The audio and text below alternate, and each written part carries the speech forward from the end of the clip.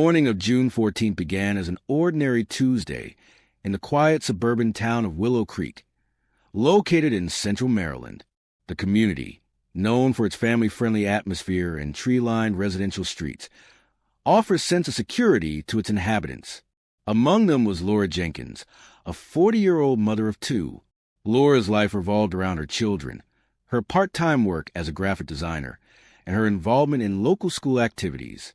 She was, by all accounts, a familiar figure in the neighborhood, a woman whose daily routines were characterized by school drop-offs, grocery runs, and casual conversations with fellow parents. Her existence appeared to be one of typical domesticity, devoid of high-stakes drama or overt conflict. On this particular Tuesday morning, Laura had completed her usual routine, preparing breakfast for her two elementary-aged children, packing their lunches, and ensuring they were ready for school. After seeing them off on the school bus, she returned inside, presumably to begin her workday from her home office. The tranquil morning was then shattered by a sudden, violent intrusion. Neighbors later reported hearing a sharp, muffled sound, initially mistaken for a car backfiring or a dropped object. The noise, however, was immediately followed by an unnatural silence that settled over the street. Emergency services were quickly alerted by a passing delivery driver who noticed an open front door at the Jenkins residence and an unusual stillness inside. First responders arrived within minutes, their presence quickly drawing the attention of startled neighbors. Upon entering the home, they discovered Laura Jenkins. She was deceased. The scene immediately indicated violence. The manner of death was stark, precise, and perplexing given the victim's background. There were no signs of forced entry, no ransacked room suggesting a robbery, and no obvious struggle.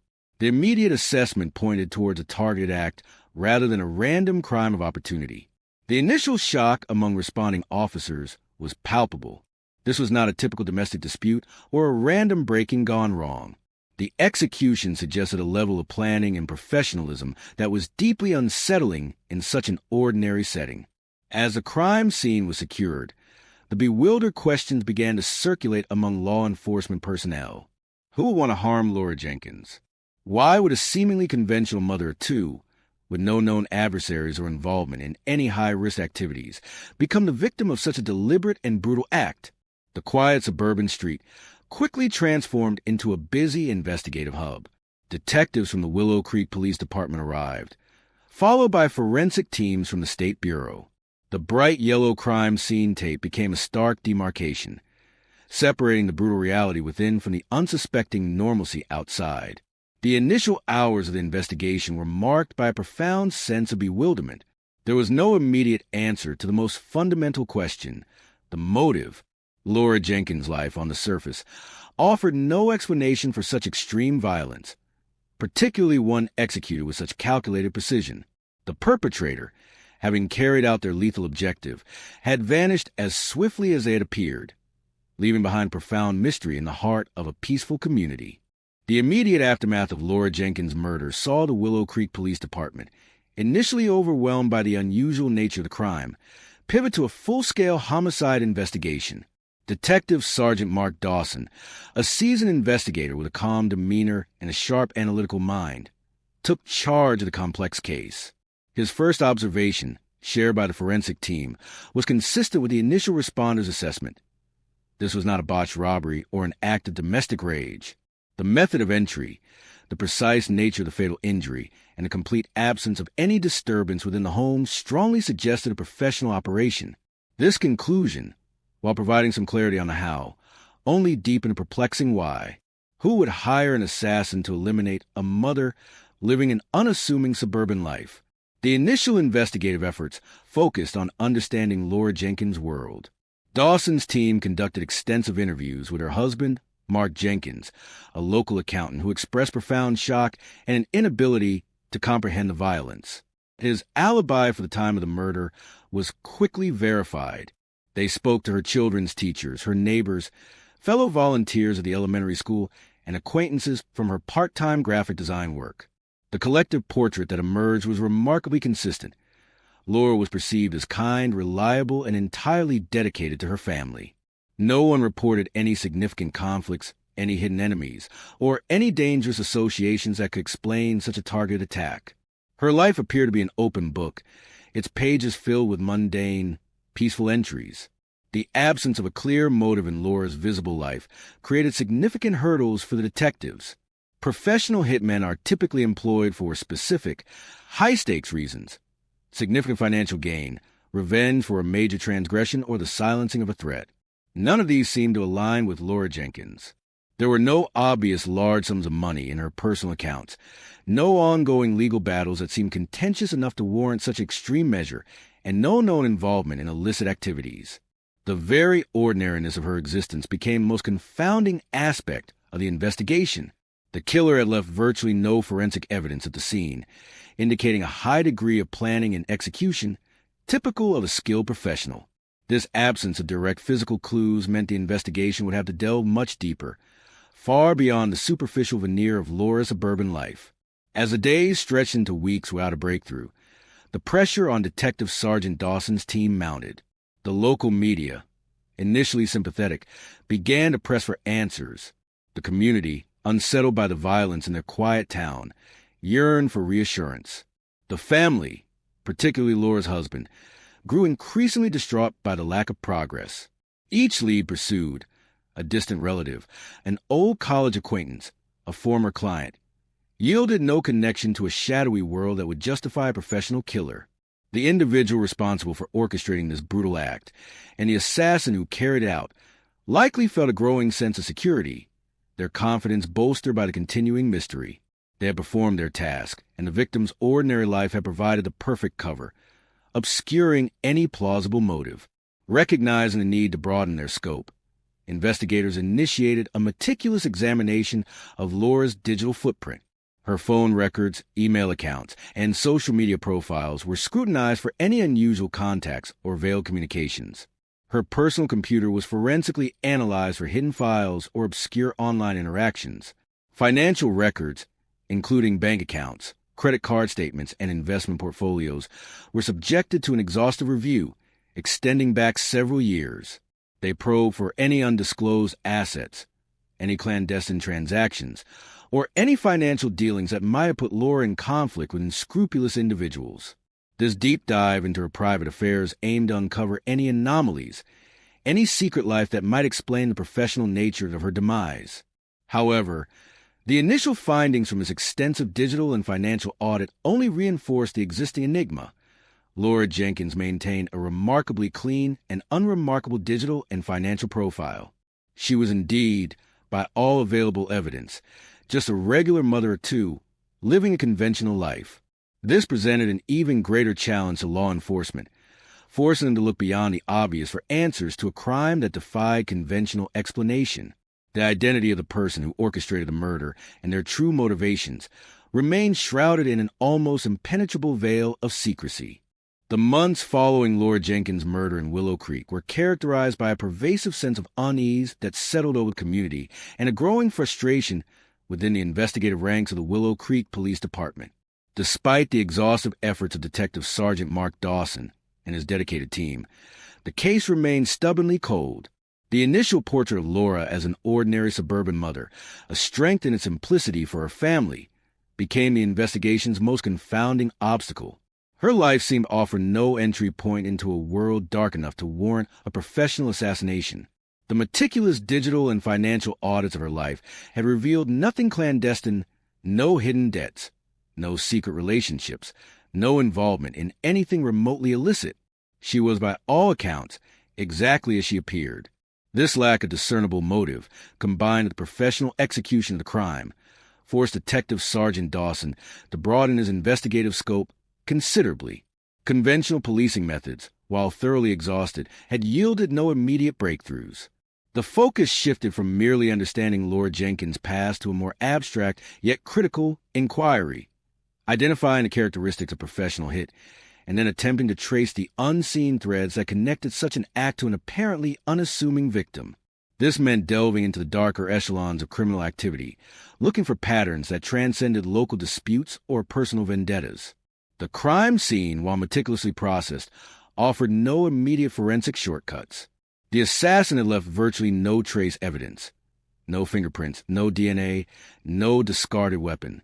This indicated a level of planning and operational security that pointed directly towards an individual with specialized skills and a detachment from the act itself.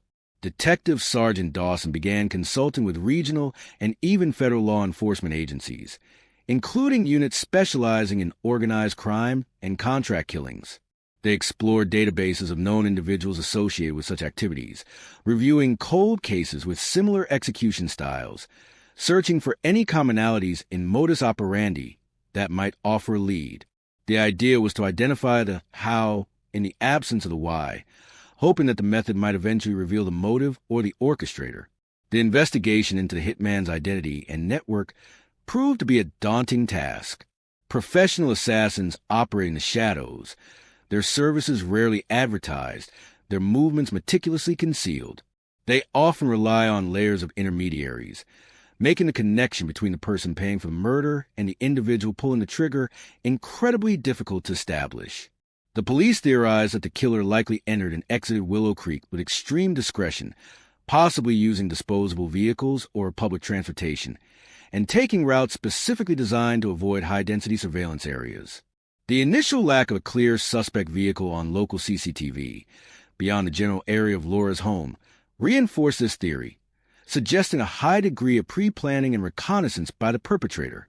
Meanwhile, the psychological impact of the unresolved murder continued to ripple through Willow Creek. The community, once feeling secure, now harbored a quiet undercurrent of apprehension. The fact that a regular person could be targeted so ruthlessly, without any apparent reason, eroded the collective sense of safety. Parents became more vigilant. Doors were double-locked, and whispered conversations in coffee shops centered on the baffling question: if Laura Jenkins could be targeted, who was truly safe? This public anxiety added an unspoken pressure to the investigative team, a constant reminder of the urgent need for answers. Detective Sergeant Dawson instructed his team to revisit every minor dispute or perceived slight in Laura's life, however inconsequential they might have seemed initially. They re-interviewed neighbors about minor property line disagreements, explored any perceived unfairness in school board decisions Laura might have advocated for, and even delved into her distant past, contacting old college acquaintances for any forgotten grievances. The assumption was that the motive, if it existed, was either deeply hidden or stemmed from an issue that, to Laura, seemed insignificant, but to the orchestrator carried immense, lethal weight. This deep dive into the mundane aspects of her life, searching for a hidden dark secret, was painstaking. The absence of a direct link between Laura's seemingly conventional life and the dark world of contract killings created a growing fear that the case might eventually go cold. Leads dwindled, and the initial surge of information from the public slowly dried up. Yet, Detective Sergeant Dawson maintained a steadfast belief that the truth, however deeply buried, would eventually surface. He understood that while the hitman aimed for anonymity, the person who commissioned the act, the orchestrator, inevitably left a trail, however faint. The focus, therefore, had to remain on that critical connection, bridging the gap between Laura Jenkins' ordinary existence and the extraordinary violence that ended it. The task was now to find the invisible link, the hidden motive, and the unseen hand that had guided the assassin to Willow Creek. Months of meticulous, often frustrating, investigative work slowly began to yield the first faint threads of an answer for Detective Sergeant Mark Dawson and his team. The exhaustive review of Laura Jenkins' seemingly unremarkable life had confirmed her perceived normalcy, pushing investigators to conclude that the motive for her professional execution lay not within her own direct activities, but likely within a peripheral connection, perhaps originating from an external source or a hidden aspect of a familiar relationship. The team had exhausted conventional avenues and needed a new, innovative approach to penetrate the calculated layers of secrecy protecting the orchestrator of this brutal crime. The breakthrough, subtle at first, emerged from an unlikely source, a painstaking analysis of cell tower data from the evening of the murder. While Laura's phone showed no suspicious activity, and the presumed hitman's burner phone had been deactivated, investigators began cross-referencing cell tower pings in the vicinity of Laura's home during the critical time frame. They were not looking for a call, but for any unusual device activity. Their focus shifted to the presence of unusual ghost pings, signals from a device briefly activated in a specific location and then quickly disconnected, a technique sometimes employed by individuals attempting to avoid detection. This painstaking digital forensics work, often a last resort in seemingly cold cases, flagged a unique sequence of activations from an untraceable, prepaid phone.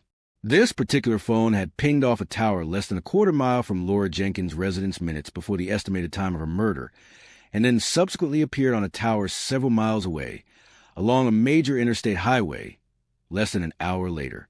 This pattern suggested a rapid ingress and egress from the Willow Creek area, consistent with a professional operative. This single, elusive data point provided the first concrete lead directly related to the perpetrator's physical movements. Detective Sergeant Dawson immediately assigned a dedicated team to track this ghost phone's subsequent movements, if any, across regional cell networks. While the phone itself remained inactive after its initial brief use, the pattern of its activation and deactivation, along with its specific geographic trajectory, proved invaluable. It allowed investigators to map a potential escape route and pinpoint specific areas where the unknown individual might have obtained or disposed of the device, or even briefly stopped. The investigation then pivoted, expanding beyond Laura's immediate orbit to encompass her husband Mark Jenkins' professional and personal dealings with renewed intensity. While his alibi for the time of death remained solid, the sudden, professional nature of Laura's murder, combined with the emerging data on the hitman's movements, suggested that the motive, if not stemming directly from Laura's life, could originate from someone targeting the couple or Mark and eliminating Laura as a perceived obstacle or simply collateral damage. Investigators revisited Mark's accounting practice, meticulously scrutinizing his client list for any disgruntled individuals, major financial disputes, or unusual transactions. They specifically looked for any high-value clients who might have been involved in legally questionable dealings, or who possessed the resources and ruthlessness to engage a contract killer. This deep dive into Mark Jenkins' professional world uncovered a complex and highly contentious real estate development deal from approximately 2 years prior. Mark had served as a lead accountant for a large commercial project that ultimately collapsed, resulting in significant financial losses for several powerful investors. One particular investor, Arthur Vance, a formidable and notoriously litigious figure from the Baltimore area with a history of aggressive business practices and an alleged, though unproven, association with organized criminal elements, had held Mark personally responsible for a portion of his substantial financial losses. The dispute had been intense and protracted, eventually settled out of court, but leaving behind a residue of animosity. At the time, the police had briefly interviewed Mark about any recent threats, but the connection to Laura's death had seemed tenuous, given her distance from the business dealings. Now, with a profile of professional hit, Vance's name resurfaced with new significance. The pursuit of the ghost phone's trajectory also led investigators to a specific motel in a nearby city, known for its transient clientele and less rigorous check-in procedures. Surveillance footage from the motel, though aged and less clear, captured a dark-colored sedan matching a common rental car model entering and leaving the parking lot within the time frame established by the cell tower pings. While a face was not discernible, the consistent appearance of this specific vehicle, now linked to the ghost phone, strongly suggested it was a transportation used by the assassin. This added another layer to the understanding of the hitman's meticulous planning, relying on anonymity and disposable resources. The relentless work of the police force was a testament to their conviction that no murder, however expertly executed, could remain truly hidden. The perpetrator who orchestrated this crime and the assassin who carried it out likely felt secure in the belief that their professional approach had rendered them untouchable. They had underestimated the unyielding resolve of investigators to piece together the smallest fragments of evidence, a fleeting cell phone signal, a subtle vehicle characteristic, a forgotten financial dispute, transforming what appeared to be an impenetrable mystery into a solvable puzzle. The initial confusion surrounding Laura Jenkins' murder was beginning to dissipate, replaced by the chilling outline of a sophisticated plot, the strings of which were being pulled by an unseen, powerful hand, now slowly coming into focus for Detective Sergeant Dawson and his determined team. The true reason for the death of the regular mother of two was slowly emerging from the shadows. The faint digital breadcrumbs left by the ghost phone, coupled with the renewed scrutiny of Arthur Vance's contentious business dealings, provided Detective Sergeant Mark Dawson's team with the critical threads they needed to begin weaving a coherent narrative. The investigation entered a more focused and intensely covert phase. The team moved beyond merely identifying potential leads, now concentrating on building an ironclad case against specific individuals. Their objective was no longer just to understand why Laura Jenkins was murdered, but who orchestrated the act and who pulled the trigger. Through meticulous cross-referencing of regional criminal intelligence databases and precise travel patterns established by the ghost phone's pings, a name emerged: Silas Finch. Finch was a transient, elusive individual with a long, unconfirmed record of discreet, professional disappearances and suspicious deaths across several states, though he had never been successfully prosecuted for homicide.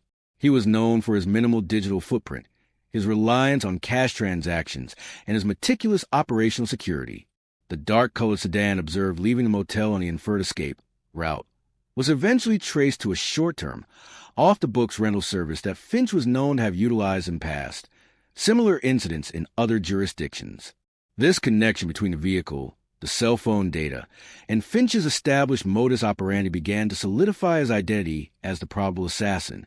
The more challenging, yet ultimately crucial, task was establishing the direct link between Arthur Vance and Silas Finch. Detective Sergeant Dawson's team shifted their surveillance, focused to Vance, a man accustomed to operating with layers of insulation. They implemented sophisticated financial forensics, delving deep into Vance's complex business accounts and personal expenditures. This meticulous financial audit uncovered several large, unusual cash withdrawals from various anonymous accounts associated with Vance in the months leading up to Laura's murder. These withdrawals, amounting to a significant sum, lacked any clear business justification within Vance's known enterprises. While not direct proof of payment to a hitman, they presented a compelling circumstantial pattern. Further investigation into Vance's communication patterns revealed a series of brief, untraceable calls made from burner phones to other untraceable burner phones in the weeks preceding Laura Jenkins' death. These calls, though not directly linking Vance to Finch by name, showed a specific and repeated pattern of activation in particular geographic areas, indicating rendezvous points or communication hubs utilized by individuals operating outside conventional networks. One particular burner phone, used by Vance, briefly activated near an out-of-state truck stop known to be a transit hub for individuals like Finch. This subtle connection, when overlaid with the financial movements, painted a compelling picture of an orchestrated transaction. The police also revisited witness statements from Arthur Vance's professional circle. One former disgruntled employee, interviewed months prior, had offhandedly mentioned Vance's extreme anger over the collapsed real estate deal and a chilling, almost casual, remark about taking care of obstacles permanently. At the time, it had been dismissed as hyperbole from a disgruntled individual. Now, within the context of Laura's murder and the emerging evidence, that statement acquired a terrifying new meaning. It underscored Vance's capacity for ruthless action and his willingness to eliminate perceived threats to his financial interests. His previous legal settlements, achieved through intimidation and aggressive tactics, further illustrated his character. Arthur Vance, accustomed to navigating complexities of high-stakes business and avoiding legal repercussions, likely maintained a profound sense of security. He had paid for a professional service, meticulously planned to distance himself from the act, and believed his financial and operational layers of insulation were impregnable. His hubris, however, blinded him to the relentless, methodical nature of modern police work. He believed the victim's ordinary life would forever obscure his motive, allowing him to operate with impunity. He had underestimated the tenacity of Detective Sergeant Dawson and his team, who were determined to pierce through the calculated anonymity of the crime. With the evidence firmly in place, warrants were secured for the arrests of both Silas Finch and Arthur Vance. Finch, true to his elusive nature, was apprehended during a high-stakes, carefully coordinated operation in a remote cabin in rural West Virginia, where he had been lying low. He offered no resistance, his face betraying no surprise, only a quiet resignation. His arrest provided additional circumstantial evidence. A search of the cabin uncovered a cache of untraceable cell phones, meticulously organized cache, and documents pertaining to various aliases, but no direct evidence linking him to the Jenkins murder was found there. Simultaneously, Arthur Vance was apprehended at a sprawling estate outside Baltimore. His reaction was a mixture of initial disbelief and thinly veiled contempt, quickly replaced by a cold, controlled silence as the charges were read. He maintained his innocence, but the overwhelming weight of the evidence, meticulously pieced together from financial trails, digital forensics, and the identified movements of professional killer, rendered his denials hollow. The murder of Laura Jenkins, the seemingly random act of violence against a suburban mother, was no longer a mystery. The orchestrator and the assassin had both been identified, their carefully constructed anonymity shattered by persistent investigation. The full, chilling story of why a regular mother of two was murdered by a hitman was about to be laid bare in a court of law. Following their arrests, both Silas Finch, the professional assassin, and Arthur Vance, the orchestrator, were formally processed by law enforcement.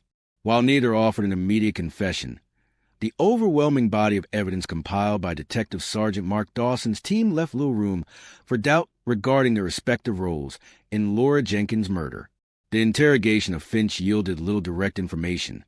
He maintained a stoic silence, adhering to the code of conduct often associated with individuals in his line of work. Vance, conversely, vociferously proclaimed his innocence, attempting to discredit the investigation as a witch hunt and attributing his financial irregularities to legitimate, though complex, business dealings. These initial responses, however, did little to deter the prosecution, which proceeded with a comprehensive grand jury presentation. The grand jury, after reviewing the voluminous evidence, swiftly returned indictments against both Arthur Vance for first-degree murder, conspiracy to commit murder, and solicitation of murder, and against Silas Finch for first-degree murder. The legal proceedings moved deliberately towards trial, a process that would ultimately bring the full, chilling narrative of Laura Jenkins' death into the stark light of the public domain. The community of Willow Creek, having lived under the shadow of an inexplicable act of violence for months, now braced for revelations that the courtroom drama promised. The joint trial of Arthur Vance and Silas Finch was held in a state courthouse in Baltimore, a setting chosen for its capacity to handle high-profile criminal cases. The prosecution strategy was precise and multifaceted, designed to present an irrefutable chain of evidence linking Vance's motive to Finch's execution, all culminating in the death of Laura Jenkins. The proceedings began with testimony from Detective Sergeant Mark Dawson, who systematically outlined the entire investigative journey, from the initial bewilderment at her regular mother, too, becoming a victim, through the painstaking analysis of cell tower data that pinpointed Finch's movements near the crime scene, to the intricate unraveling of Vance's financial machinations. The prosecution then presented the digital forensics. Experts testified to specific ghost cell phone pings that traced Finch's rapid ingress and egress from Willow Creek on the day of the murder. They detail how the phone, a prepaid device activated only for a brief period, perfectly matched the methodology of a professional operative seeking anonymity. This digital trail, while initially subtle, provided the physical link between the unknown assassin and the crime scene. A pivotal segment of the trial focused on the motive. Financial experts presented a detailed analysis of Arthur Vance's business dealings, particularly the collapsed real estate venture that had resulted in significant financial losses, and an intense dispute with Mark Jenkins, Laura's husband. It was revealed that the property at the center of this dispute, if successfully developed, would have yielded an immense profit for Vance, a profit now imperiled by the lingering financial fallout and Mark Jenkins' continued scrutiny of Vance's accounting methods in relation to the collapsed deal. The prosecution argued that Laura Jenkins, as Mark's spouse and an individual with access to professional information and a close understanding of his concerns regarding Vance, had become an unacceptable risk to Arthur Vance. She was perceived not as a direct threat in herself, but as a critical weakness in Vance's meticulously constructed wall of deniability. Her knowledge, however indirect, of her husband's concerns about Vance's unethical practices was simply too great a liability. The prosecution then presented irrefutable evidence of the payment, a series of highly obscure financial transactions involving shell corporations and offshore accounts, meticulously traced by financial forensic specialists. These complex transfers ultimately led back to accounts controlled by Arthur Vance and culminated in significant cash withdrawals that corresponded to payments made to an intermediary known to have connections to Silas Finch's clandestine network. While no direct wire transfer from Vance to Finch was found, the prosecution successfully demonstrated a clear, undeniable financial pipeline that facilitated the contract. The intermediary, a minor figure in a peripheral criminal enterprise, eventually cooperated with authorities under a plea agreement, providing testimony that confirmed Vance had indeed sought a problem to be handled discreetly and permanently, and that Finch was the individual he contracted for such services. The defense teams, operating independently, attempted to dismantle the prosecution's robust case. Vance's lawyers argued that the financial transactions were legitimate business expenses, albeit handled unconventionally, and that he had no direct knowledge of or connection to Silas Finch. Finch's defense argued that the cell phone pings and the vehicle identification were circumstantial, lacking concrete physical evidence or direct witness to link him to the specific act of murder. They painted him as a transient individual, simply passing through the area. However, the sheer volume and interconnectedness of the evidence proved too formidable. The digital forensics, financial paper trail, and the testimony regarding the intermediary collectively formed an undeniable narrative that directly implicated both men. The cold, calculated nature of the plot was laid bare for the jury. After several weeks of intense courtroom proceedings, the jury, after careful deliberation, returned its verdict. Both Arthur Vance and Silas Finch were found guilty of first-degree murder. The courtroom, packed with members of Laura's family and the Willow Creek community, experienced a collective sense of profound relief and solemn vindication. The judge's sentencing reflected the heinous nature of the crime. Arthur Vance, as the mastermind, received a sentence of life imprisonment without the possibility of parole for orchestrating the murder. Silas Finch, the assassin, also received a life sentence, ensuring that both men would spend the remainder of their lives incarcerated, removed from society. The ultimate revelation of her mom's plan was, in fact, his plan, Arthur Vance's ruthless design to eliminate any potential threat to his vast, illicit financial interests. Laura Jenkins, a woman whose life revolved around her children and community, had become a casualty of high-stakes greed and an individual's unyielding desire to maintain control through violence. She was a regular mother, too, but her husband's proximity to Arthur Vance's hidden world made her an unforeseen and ultimately tragic collateral target in a scheme that demanded ultimate secrecy. The mystery that had baffled Willow Creek was definitively solved. The justice served for Laura Jenkins provided a profound sense of closure to her family and a reaffirmation that even the most professionally executed crimes can be uncovered. The truth, meticulously pieced together from fragments of data and persistent investigation, had pierced through the carefully constructed facade, revealing the dark motivations behind the murder of an innocent life. Thank you for watching. Like, share, and subscribe for more.